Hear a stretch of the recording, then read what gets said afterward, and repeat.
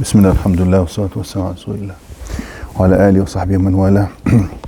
Yesterday we did not do a class in this subject, so we will continue where we stopped last time, which is the traveler.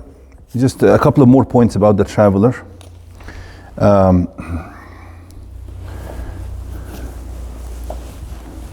So the traveler who wakes up in the morning and he's still home, but he has firm plans that he's traveling that day, is he allowed to break his fast that day, or does he have to fast since he started the day at home?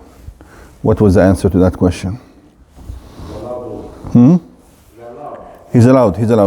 The only reason I'm going back to this point is that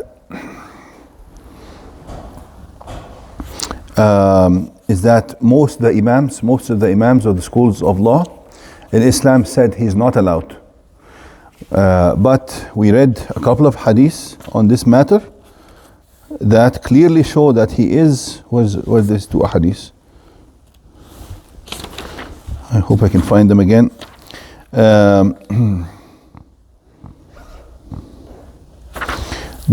read a couple of hadiths that show that he is allowed to break the fast. Yes, here it is. The hadith of Ibn Abbas. The Prophet ﷺ went for Mecca in Ramadan. He left. It says here, فَصَامَ حَتَّى بَلْغَ الْكَدِيد. He fasted until he reached a place called Kadid. أَفْطَرَ فَأَفْطَرَ النَّاسِ. Then he broke his fast. And people broke their fast. And that's in Bukhari and Muslim. Another hadith.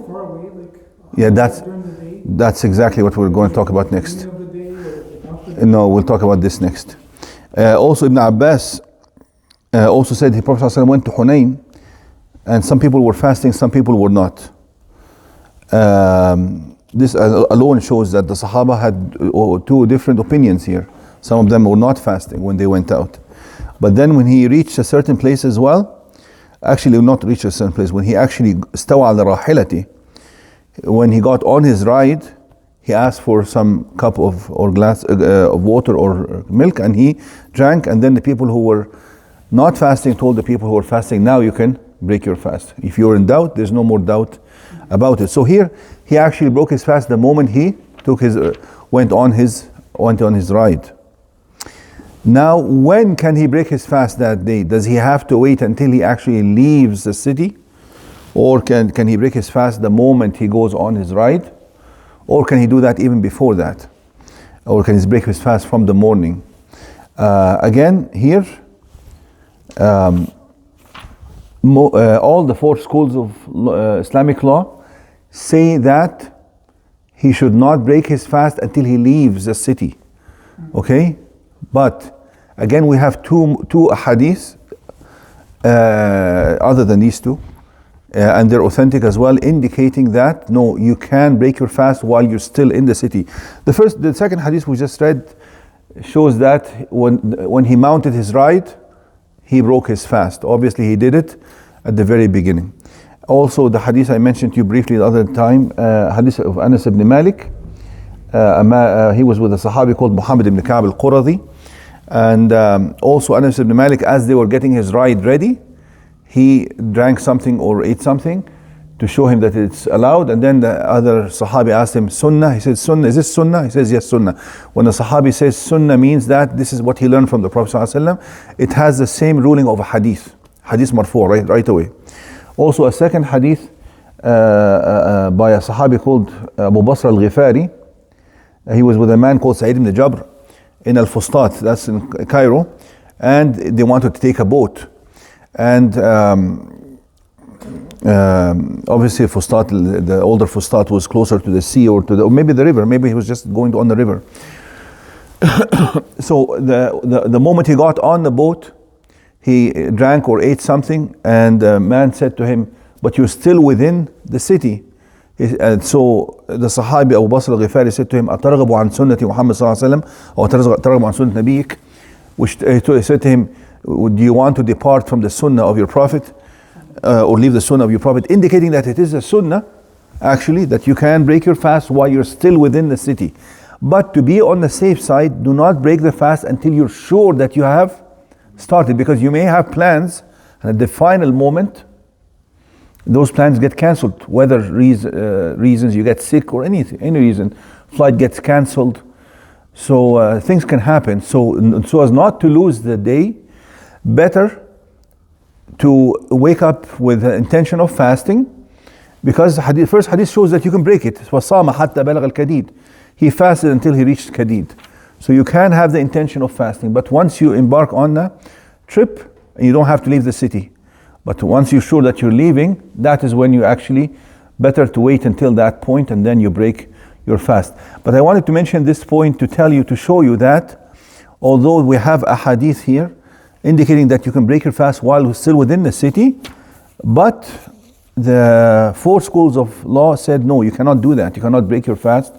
This shows you that sometimes the stronger opinion could be outside the 4 madhahib. It could be. And this is the madhab of Imam al-Shawkani. He has his own madhab. Imam al-Shawkani, it's not like a popular madhab that is followed by many people, but he was mujtahid. He had all the knowledge necessary to give his own verdicts. And many scholars had that level of expertise and knowledge, such as Ibn Taymiyyah and al-Shawkani, Ishaq ibn Rahoya. All these had Abu Bakr ibn al-Arabi from Andalusia. All these were at that level, and they had this opinion. They adopted this opinion. I think Ibn Hazm as well.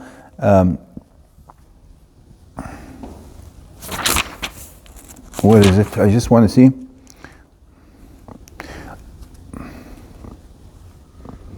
Now, and when it came to actually just breaking the fast, period, regardless of when you break it, again, it was all the schools of law were against it except the Hanabila. And of course, Imam al-Shawkani took that same opinion that you can break your fast even though you started fasting that day. Now, and then we go to the next point real quick here. لا يجوز. Some people, it's forbidden for them to fast. Al-Ha'id wal-Nufasa. Forbidden for them to fast if they are in a state of menstrual cycle during the menstrual period, or during the postpartum period and they're still bleeding. No fasting. Nabi sallallahu alaihi wasallam says, أليس إذا حاضت لم تصلي ولم تصم فذلك نقصان دينها. It was well known, it was established principle. He said to one time to the Sahaba, isn't it a fact that a woman during her menstruation, she doesn't pray and doesn't fast, or doesn't pray or fast? Also a Sahabiya, her name is Mu'adha, she asked Aisha radiallahu anha, she said to her, why is it that the menstruating woman makes up for the fasting but does not make up for the salah? She had this kind of question. So Aisha said to her, Haruriyatun anti? Haruriya, those are a class of Khawarij. So she said to her, are you from the Khawarij? Obviously they had their own opinions or weird opinions in some matters of law. So she said to her, are you from them? Criticizing her, but or something like this. قلت لست بحرورية ولكني أسأل. She said, no, I'm not from the Khawarij, but I'm just asking a question. قالت كان يصيبنا ذلك فنؤمر بقضاء الصوم ولا نؤمر بقضاء الصلاة. The only reason Aisha gave is that we used to menstruate at the time of the Prophet ﷺ, and we used to be commanded and ordered to make up for the fasting but not make up for the salah. This is basically it. This is al-illah called illah shar'iyya. What is the reason behind it? She didn't give her any kind of intellectual reasoning. She just told her, it is just, this is how it is in Sharia. That's it. Okay? Some people can accept that. Some people cannot. Exactly. And so that, and then they have to go back to the basis of Iman.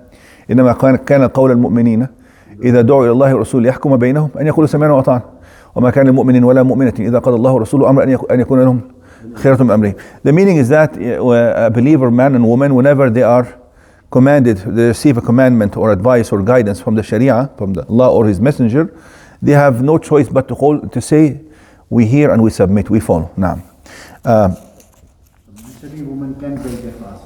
No? Menstruating woman can break their fast, right? It's haram for her to fast.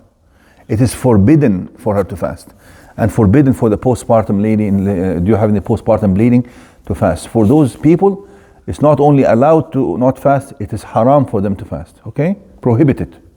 So here is an example of something that is actually. Some people say, "Oh no, I want to fast." No. Going by your own opinion here, although you're putting a hardship on yourself. No, it's not about hardship. It's about following the rules. The rules could be easier. If you were left to your own decision, you might have made it harder for yourself. That's why the ayah says, لقد جاءكم رسول من أنفسكم عزيز عليه ما عنتم حريص عليكم بالمؤمنين رؤوف رحيم. عزيز عليه ما عنتم, he says, which means there has come to you a messenger from amongst you. عزيز عليه ما عنتم. It is hard on him to see you going through a hardship. It is difficult.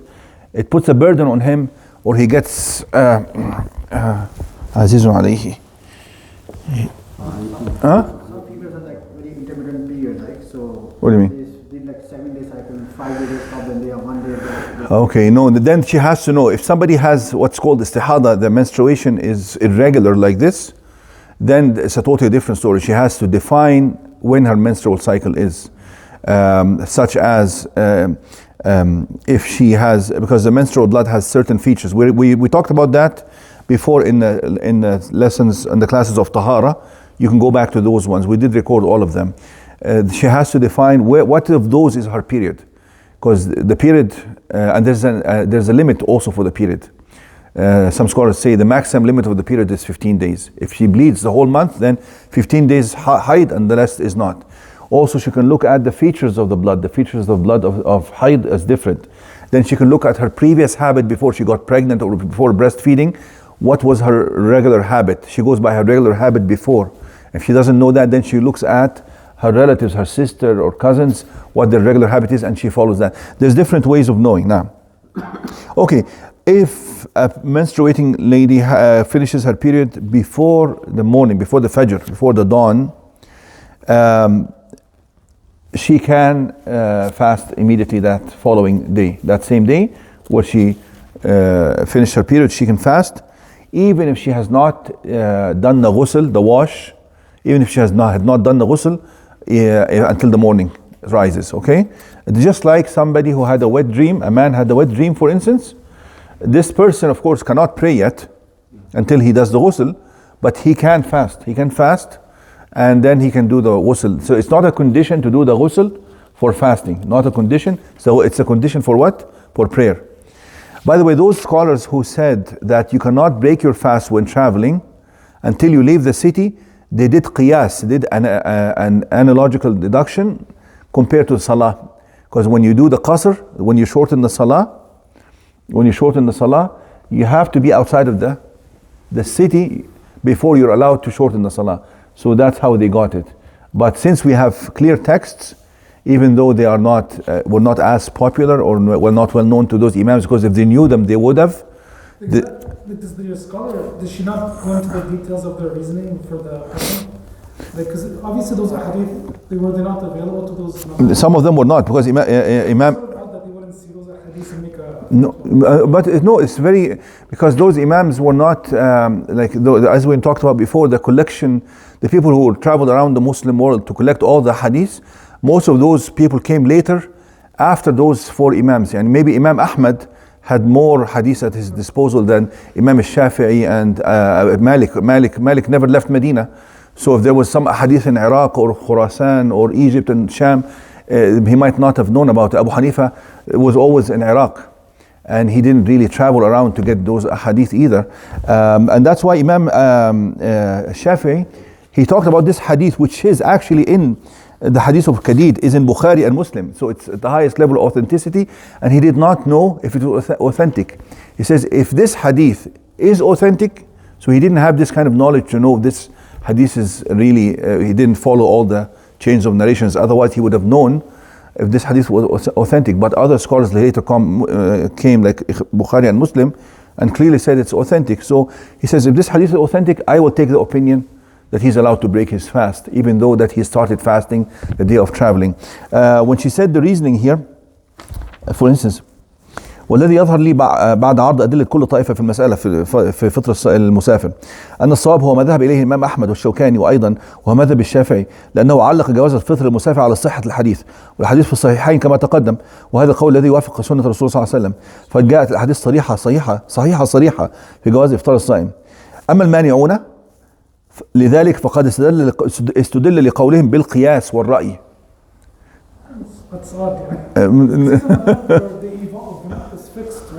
I know, but Imam Malik, that's, it evolves. Like, I know. I understand.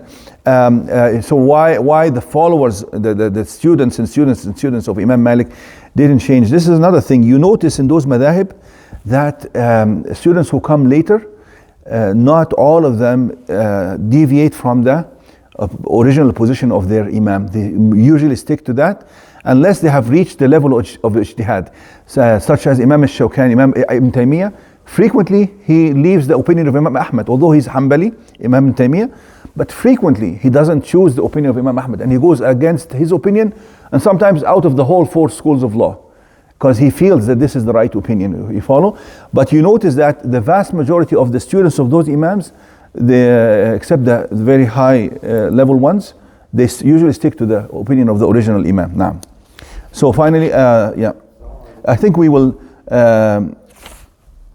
stop at this point, the menstruating, and next time inshallah we will talk about whoever eats or drinks thinking that it is not Fajr time yet, he thinks it's still night time, or eats or drinks before sunset thinking that the fasting has ended and sunset has come.